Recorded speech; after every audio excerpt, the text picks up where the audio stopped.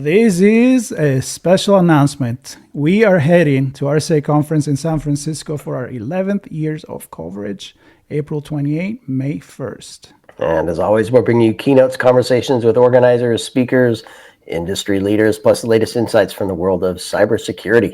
And we'll reconnect with old friends, meet new ones, and of course, we want you and your company to join us. We have a few spots left for full sponsorship and our on-location briefings. You can book yours now at itspmagazine.com/RSAC. We're going. And you're coming with us.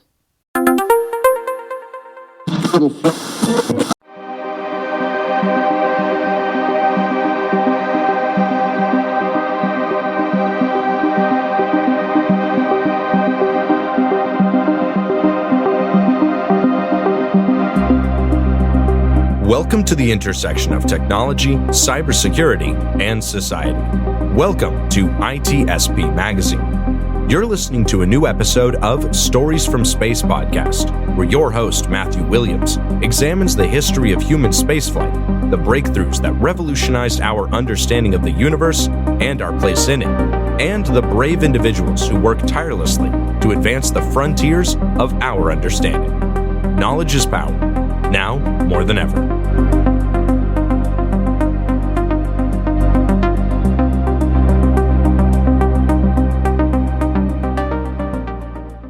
The authors acknowledge that this podcast was recorded on the traditional unceded lands of the Lekwungen peoples.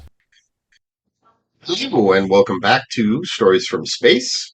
I'm your host, Matt Williams, and today we're going to be getting into the second part of my interview with Keith Cowan, founder of NASAWatchAstrobiology.com and a former NASA scientist.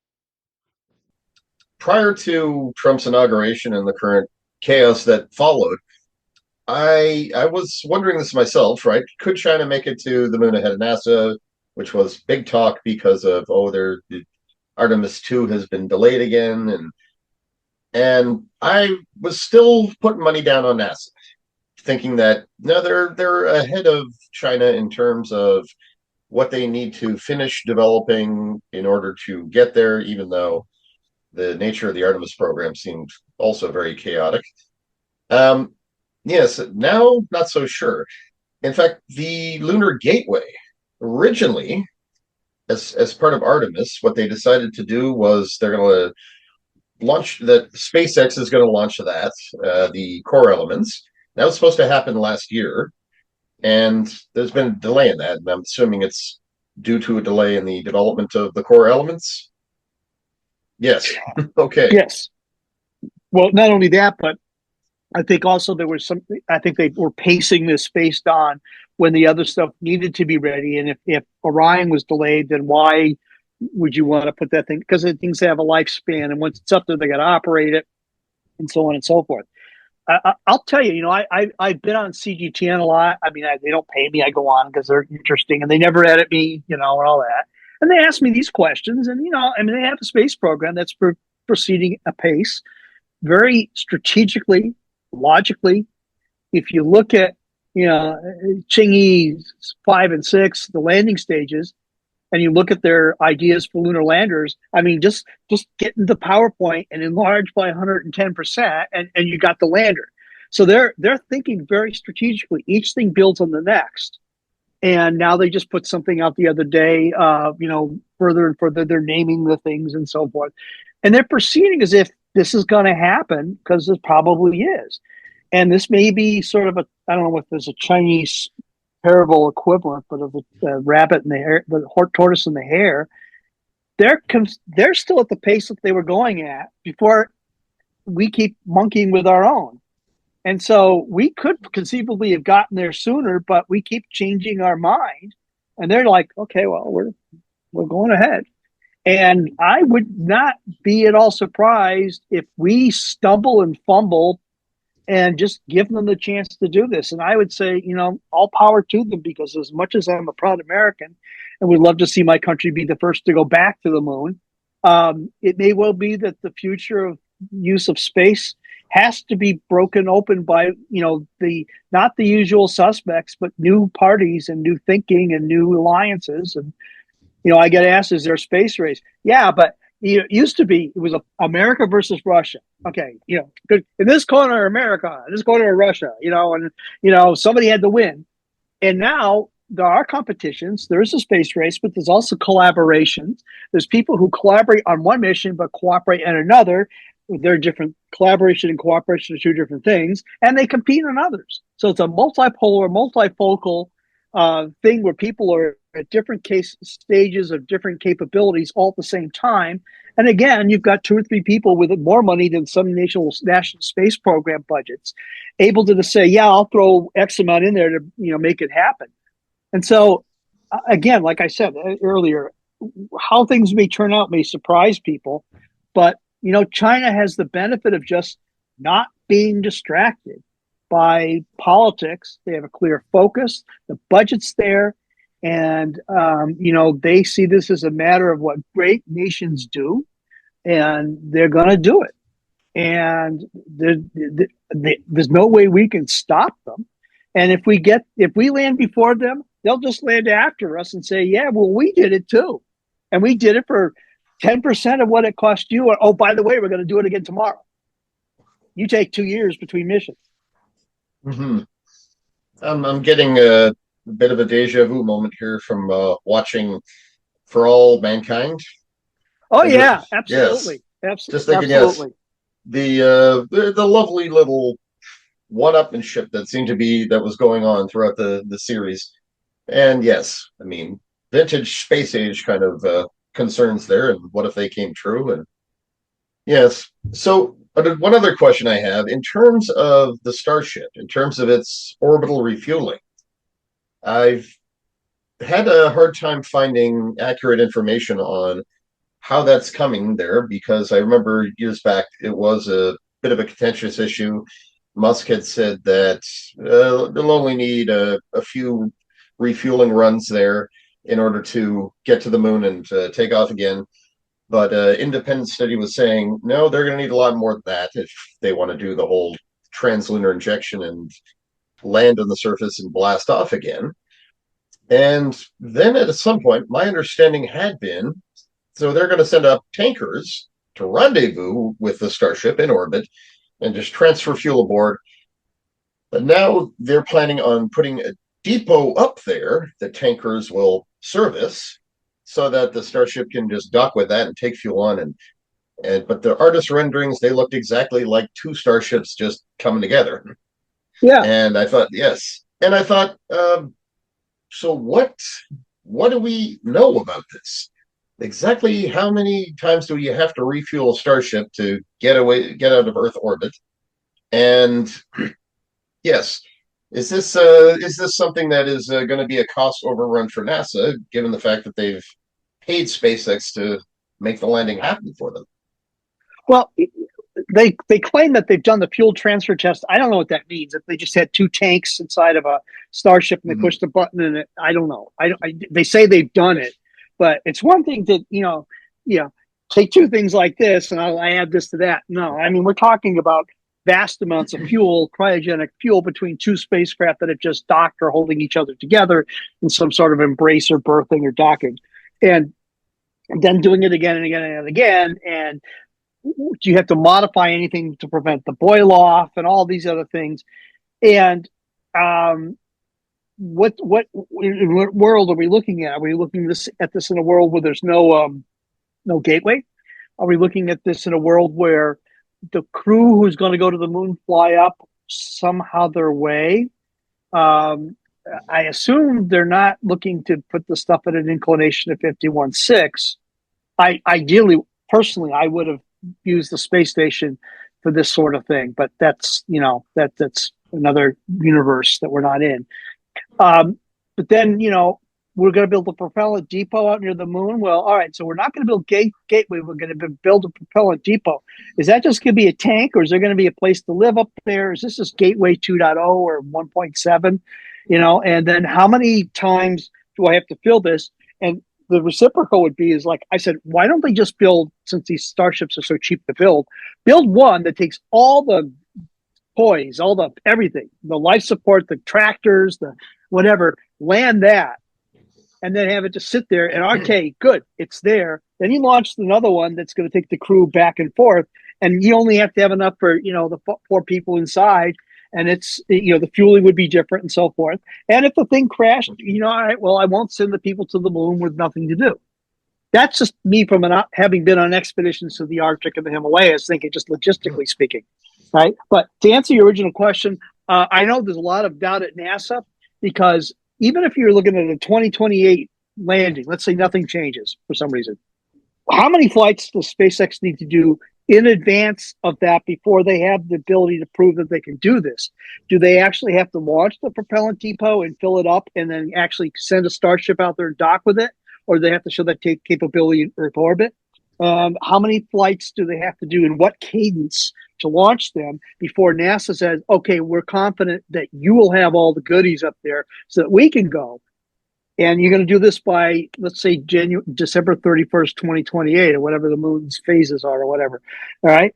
I just really see that as a challenge, given all the other problems that they're being faced with right now. Because, oh, by the way, we're going to fire all these people.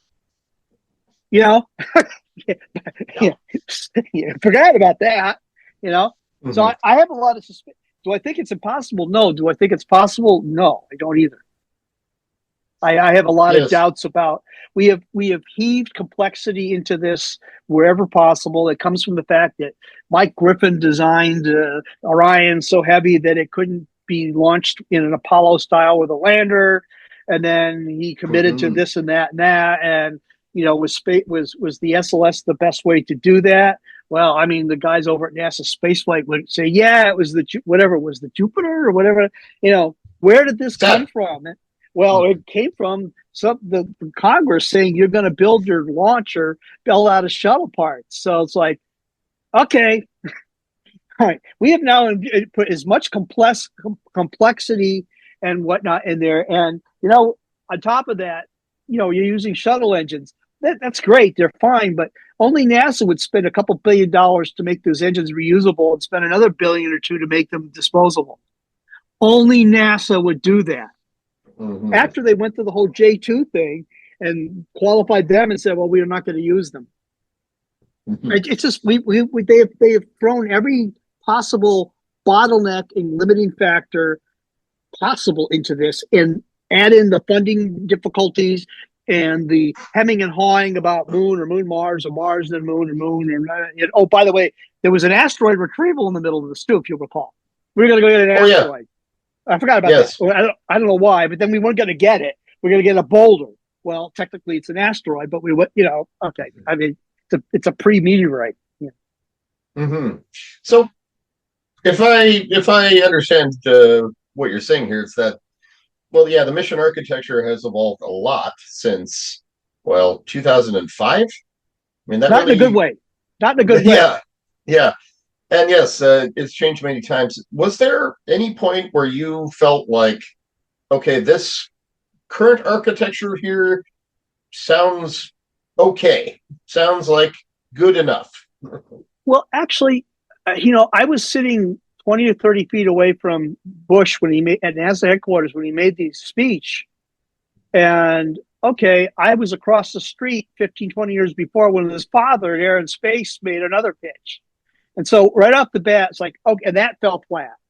But before it fell flat, they pretty much had rockets doing things like, we're going to launch one with this, one with that, and then we'll go to the moon.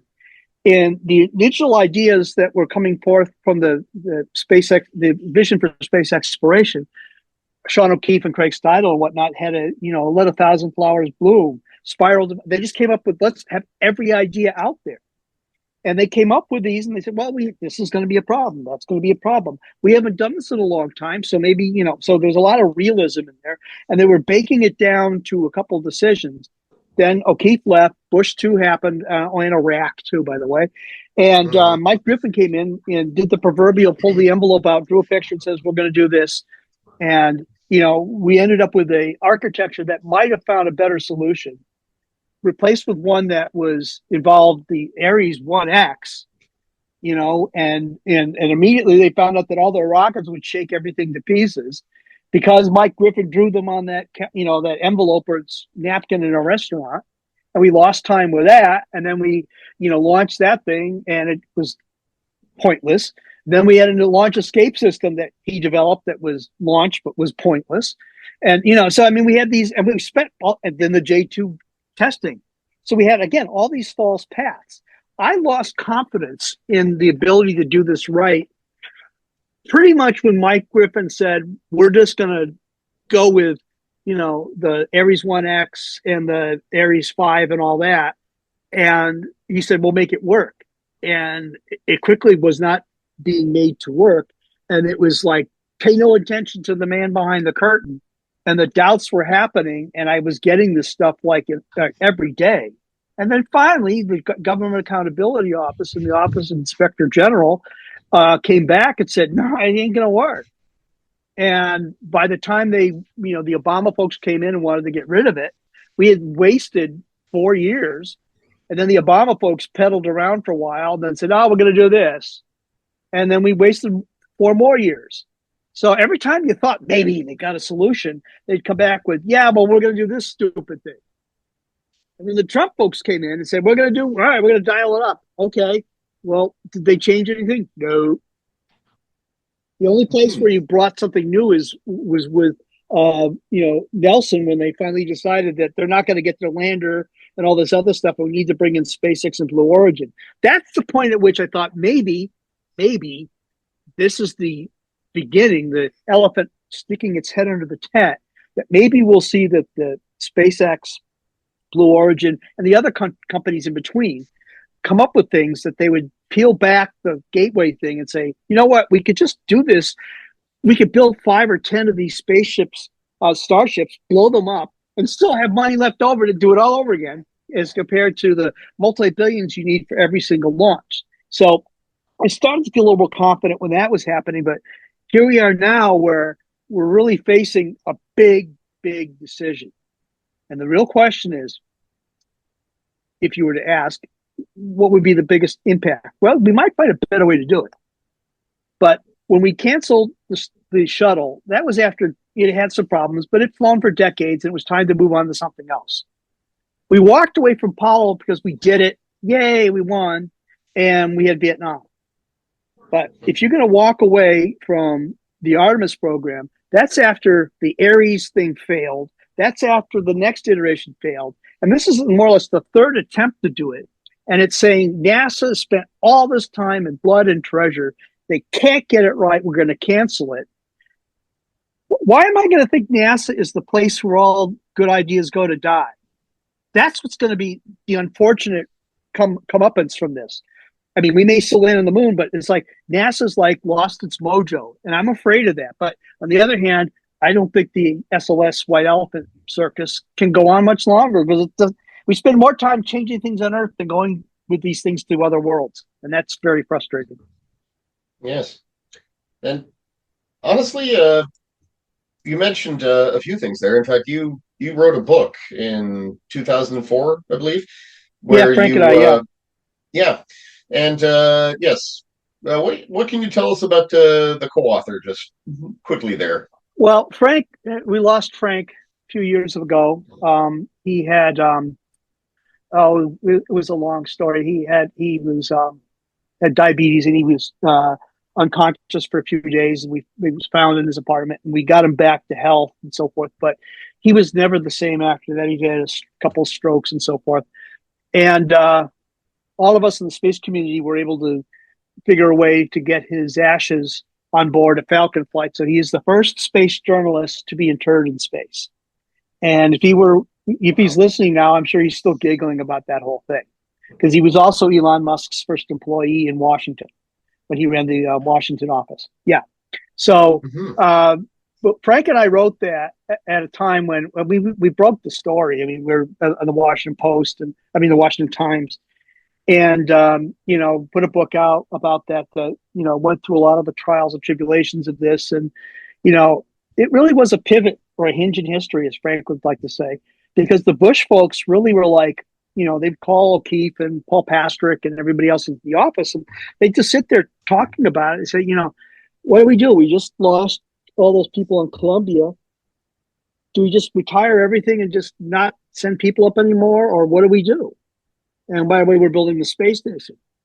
Or do we do something bold to really get the pump primed again? And they decided to finish the space station, then retire the shuttle because that was the shuttle's job, and then to go with the next generation of stuff to go on to do great things. And that's we saw the moon and Mars and beyond was the tagline. And they felt that the next generation you need to bring the inspiration back in, and that's where they went. And for about a year and a half after the book came out, then the announcement, it looked like it was going to happen. I mean, there was the robotic people and the human people. I mean, they were cyborgs, but the robotic spacecraft people and the human, we all saw that there was a rising tide lifting all boats, that there was a synergism between them. There was a realism that we hadn't done this in a while. We were going to go back and rethink this, but think of the science, but also think of going back to stay and thinking in an expeditionary fashion where you're going to go explore the solar system, not visit, say hi, take a picture and come home. And our book sort of tried to pick up on that, and we did some subsequent stuffs with NASA. I did a big symposium with O'Keefe and John Grunsfeld about comparing Earth-based exploration paradigms with NASA's and so forth. And so, out of that moment, Frank and I were able to sort of just help craft a bit of the discussion on what's it like to go back to the moon, and this isn't your dad's space program, so to speak. And that lasted until Bush decided to go into Iraq. And so we were involved in this thing right at the point where we thought, yeah, this is going to be like exploring with a big E, exploring the solar system. And Sean O'Keefe was a big fan of that, and as were the people around him. But then Bush 2.0 came in. They were going into Iraq. Sean left to run LSU, and Mike Griffin came in, and it just went woof. Like that. Mike knew better than everybody else, and we're going to do it his way, and his way did not work and torpedoed a lot of the enthusiasm very quickly because he didn't want to involve people. He had his way of doing things, and this big tent approach to really exploring came down to we're going back flags and footprint, and that just turned a lot of people off. So I think Mike Griffin was the one who torpedoed more of this going back to the moon energy than anybody else, even though he was trying to do the exact opposite. Mm-hmm. Hi, Mike. How are you doing? I wanted to make a quick note here. The book that you were just describing, it's titled New Moon Rising, The Making of America's New Space Vision and the Remaking of NASA. And you can find that on Amazon if you're curious. And of course, easy to find it on eBay or used copies. It was a non-bestseller. Well, typically science books are. Yeah. But yes, I'm sure many people read it and found it inspirational. Just maybe not a mass market paperback kind of read, but definitely something very timely and interesting. It was a slice in time. It was a slice in time. It was for a few moments. That was what was going on. And, obviously we had a little bit of an insight to what was going on, but, it evolved quickly, and like things do in Washington, you got to have something that's got oomph and compassion and inspiration with it that transcends administrations and Congresses. And we came real close. And then it just went away, and it sort of came back under Jim Bridenstine, where actually I can claim this. You see the phrase "the Artemis generation." Well, I kept saying he and I used to talk, and I kept saying that on the phone to him. I kept saying, "Well, I'm the Apollo generation. This is the," and he finally said, "Keith keeps saying this. It sounds good." So that I came up with the phrase. And then he was running with that. I mean, and I supported him. I'm a lifelong Democrat, and I took a lot of crap from people pushing for Jim to be nominated because I had talked to him, and this guy got it. He really got it. And he was working again to try and bring back one of the first people he met before he was confirmed was Sean O'Keefe. And they were talking about how to just bring this so that everybody felt that they were participating in this. It wasn't just the geeks, but it was everybody. And then that just hit a stone wall again. So here we are now. Then Bolden came in and he tried, and Nelson, and he tried, and now Isaacman. And I'm just hoping that his young energy and his enthusiasm and his willingness to I mean, he flew these missions and he raised money for St. Jude's. I love that, but it was like totally not what you would expect the space guys to do. It would be like for some space museum or something. No, he went and said, "I got this excitement from one venue. I'm going to cross pollinate to another." So I'm hoping you didn't ask this question. This is what that this is what will pop into his head, into his speeches and whatnot when he's finally there. When he doesn't know anything yet about what he's going to do, he's going to say, "Well, here's my gut feeling. Space is for everybody, blah, blah, blah, blah, blah." Absent that, we'll just go down, we'll just be on the same road again to great ideas. And after a year or so, there'll be a midterm election and all the budgets will go the wrong way. And that'll be it again. And I'll be 90 before we ever do anything. Well, yeah, budgets are a big issue here too. Just looking at the spreadsheets, or what the condensed version that you can see on Wikipedia is that NASA's funding has been, well, since the Apollo era, it has been in the vicinity of low single digits percentage wise of annual spending. And it has sunk to, I think it's been more than a decade now, 0.5%, sort of hovered, and it's dropping even further just in the last few years. So, bottom line, I feel like, in addition to more funding, what NASA does need to do is, maybe part of the problem has been just continuation, right? It's like, well, we've already sunk all this money into this idea, so we want to see it through. It's been too expensive to abandon at this point. And, well, it's comparable in a way to the James Webb Space Telescope there. It had lots of delays, lots of cost overruns, but something good did come of it. Yeah. Are you hoping that, is there any faith that something similarly good could come from all this and all this time waste? And the web was interesting because now I'm look my other website, and actually I'm supposed to be retired now, writing a book on astrobiology and expeditions to other worlds, and no politics. No politics. It's all about exploration and stuff, because that's been my hobby the past 20 years, is going to weird places for science. And the web turned into this amazing machine, and every day I'm posting stuff of the astrochemistry of this interstellar space and what we're finding in atmospheres of planets. And it's like every day I'm seeing a paper, and it's a potpourri of just wow for me. And there's a lot of follow-on missions that will build on this data. So we went from 1 or 2 exoplanets to thousands, and now it's like I can't even keep track of them anymore. And there's a database that's updated weekly. And so on one hand, yeah, web costs too much, but it's like Hubble. We will look back and say it was worth it. It was horrible in the process of getting it to get up there. And we came up with a really weird design, but it's working. It's working. It's working. The next, I think, problem, we have Europa Clipper going to Europa, along with the ESA JUICE mission, which is going to go to Ganymede and Jupiter, and both of them will be doing tag team studies of Jovian space and a lot of astrobiology. They're on their way, so they can't be canceled. They're on their way. Newton is not going to make them come back to Earth. But the next big one is the Mars sample return, which is another example of ballooning costs.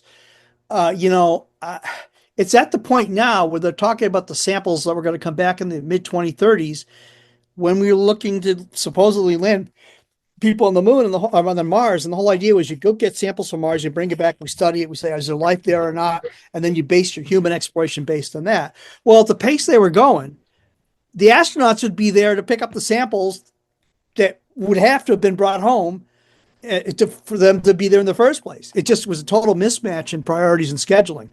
And so now they're re-looking at the whole Mars sample return thing, and it's many billions of dollars. Is there a simple, it's sort of a paradigm like the Artemis program. Should it be done? Yeah.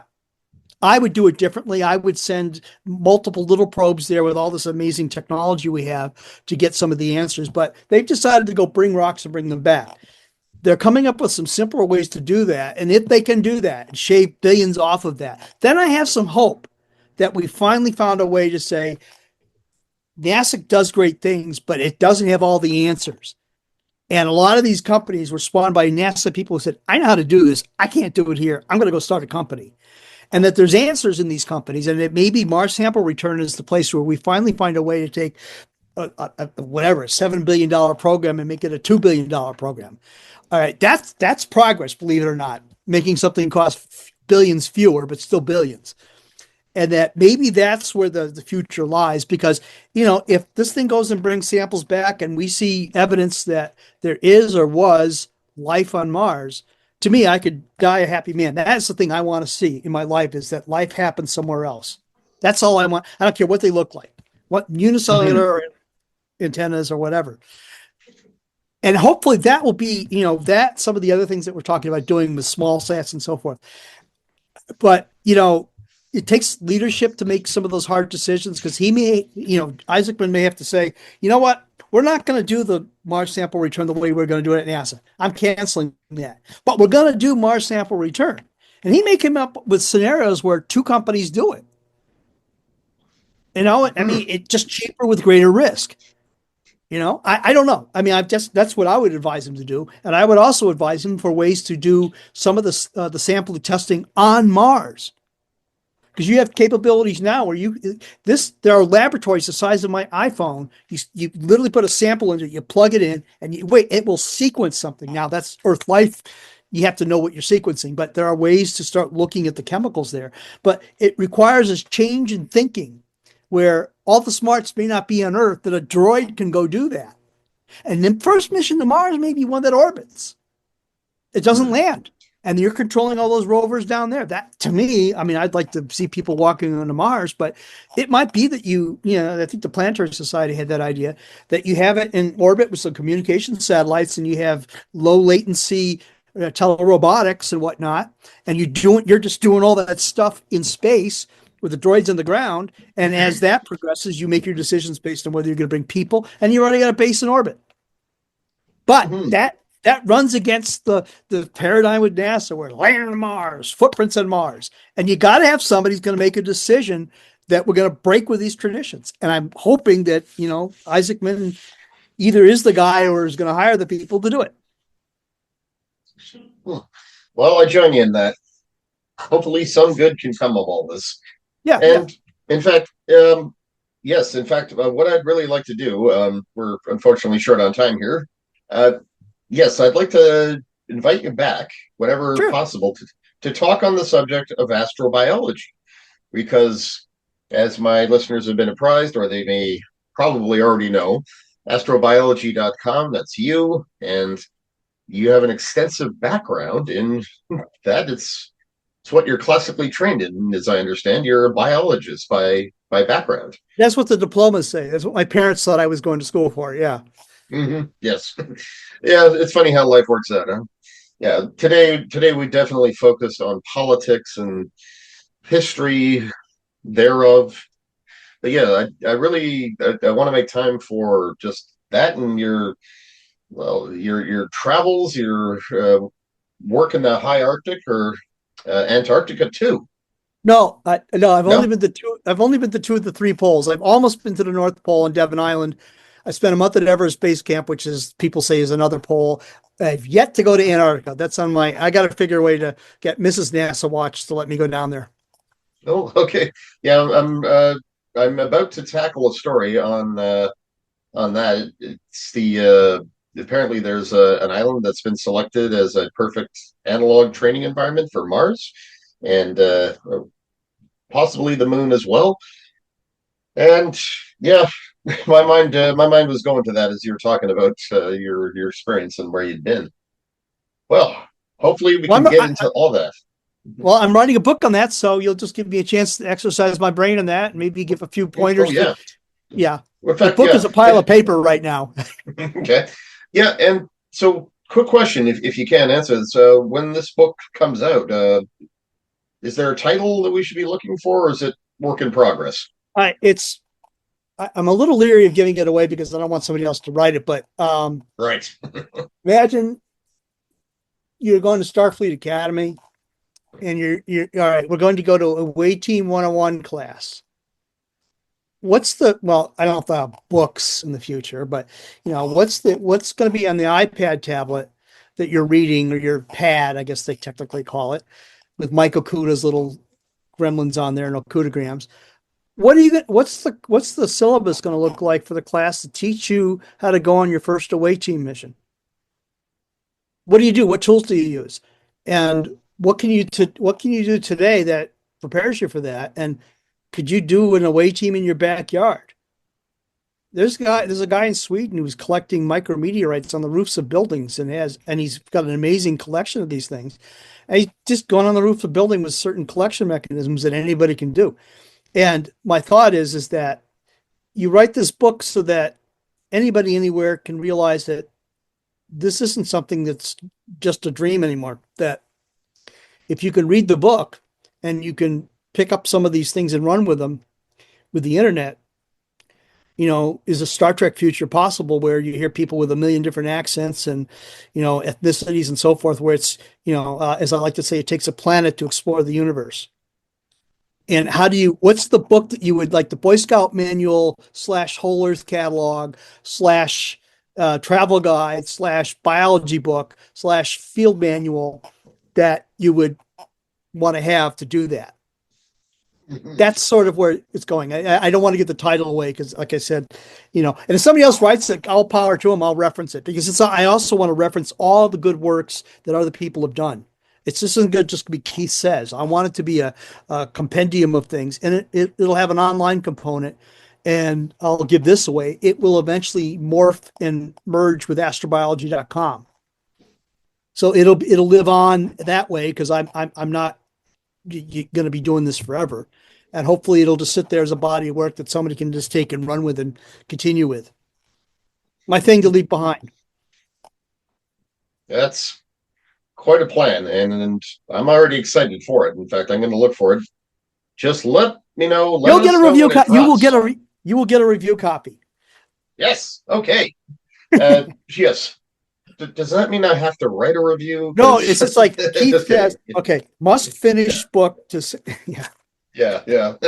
Absolutely. Well, I'd be honored, frankly, and cool. Yeah, I have a small collection of scientific books there, and yeah, I have a feeling it's going to be putting it among them. It's like, this is going to be on the shelf. This is going to be required reading along with Intelligent Life in the Universe. Well, that was you, man. You're a mind reader. When I read that, I was just going to say I read Sagan's Intelligent and Tchaikovsky's Intelligent Life in the Universe when it came out. I was a little. My mother worked in the library, so I got an adult library card. I read it when it came out, or I tried to read it. And that book had such a profound impact on me that it's in the preface to my book. This, I'm not going to say I'm trying to become Carl Sagan, although I did review his proposals when I worked at NASA. I used to get his that was kind of interesting. And he stole one of my jokes once, which I'm going to write about. But that book, I remember the impact it had on me because none of the other kids around me got it. And in a science class that I had to do, we had to build projects. And if you go look this up, all these space geeks who are listening, the Gulliver, the Multivator project that was going to send to Mars, it was this little capsule. It would shoot out these little things with sticky cord and pull them back in and do some simple tests on them. And I built a model out of an upside down garbage can, some 1920s fishing reels, and a few springs. And I brought it in. The teacher thought I was like, what'd you bring a garbage can in for? Well, flash forward 20 years, I'm the one working at NASA. She's not. Yes. Oh, all those teachers who must be kicking themselves. Yeah. They're like agents who said, I don't think you're going to make it, or this song sounds dumb. And then they. Exactly. Yeah, exactly. Years later, it's being inducted into the Rock and Roll Hall of Fame. There you go. Yeah. Oh, well, this has been a really fun time. Thank you so much for coming on. And yes, I may have to we've been talking a long time here. I may have to split this into 2 podcasts, but I'm happy to do that. And yes, I'd like, that would mean an astrobiology talk would be like we could do that. We could sure. Yeah. I'm happy to do this because, like I said, I'm supposed to be retired now, and retired people like talk a lot. So. Oh God, I can't wait till I'm retired. I like to do that now, but yeah, no, people. You're busier. You're busier when you're retired than you were when you work. Yes. My parents have demonstrated that. Like, to me, I've seen that in action. It's like, when do you guys sleep? I assume you Yeah, do. yeah. Yeah. Okay. Well, yeah, I'll contact you with some schedule proposals, what have you. How do I? My producer friends, my Sorry, producer friends sorry. told me, oh, I wish we could call you, Keith, but we got to talk about, whatever. Yep. Well, yeah. Well, if I had any kind of pull in Washington, I think, yeah, I'd say yes. Keith Cowling is coming here to address all of you about space and what you're doing wrong. And yes, by the end, if you haven't capitulated and just said okay, Yeah, yeah. I'm not going. do, Yeah, do what he says. I've outlasted 6 administrators, so Yes. he Yeah. ain't going nowhere. Yep. I'd be All amazed righty, if sir. any of you want to. Yeah. Okay. So yes, I'll be in touch with types. I turned the recording on just because I neglected to do the sign off here, Oh, okay. which is to just to say, okay. Well, Keith, thank you so much for coming on. I had a wonderful time talking to you, and as I said, I hope we can have you back again to discuss astrobiology and your personal journeys some more, because they sound really, really interesting. Oh, I look forward to it. I've had fun. And to my listeners, thank you for joining us for this 2-part interview. Stay tuned for more episodes, hopefully with additional special guests. I'm Matt Williams, and this has been Stories from Space. This is a special announcement. We are heading to RSA conference in San Francisco for our 11th years of coverage, April 28, May 1st. And as always, we're bringing you keynotes, conversations with organizers, speakers, industry leaders, plus the latest insights from the world of cybersecurity. And we'll reconnect with old friends, meet new ones, and of course, we want you and your company to join us. We have a few spots left for full sponsorship and our on-location briefings. You can book yours now at itspmagazine.com/RSAC. We're going. And you're coming with us.